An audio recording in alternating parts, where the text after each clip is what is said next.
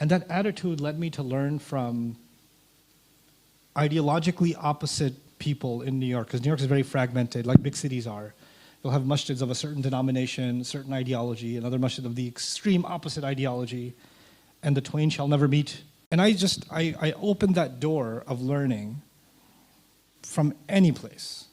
I'll learn. I'll consider everything. I'll listen to everything. And listen to it with an open heart. So I went. And then I was like, okay, I want to know why it's bad. So I sat and I studied Aqidah with them for like a year. So I was like, okay, let me find out how to establish the Khilafah with you guys.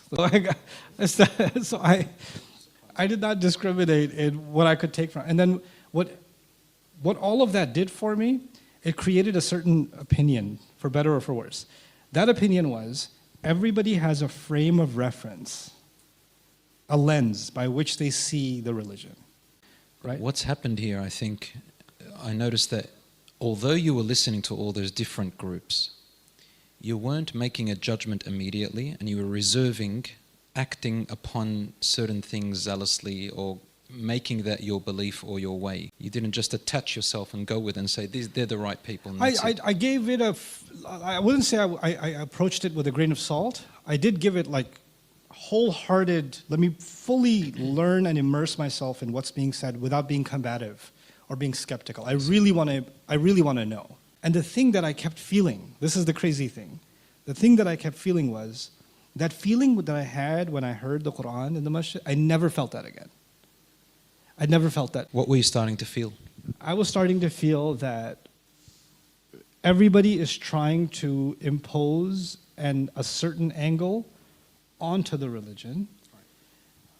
But if I put the Quran at the center, then it allows itself to shed light on every issue.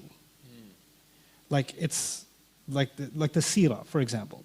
I want to study the seerah, but I want to study the seerah in light of the Quran.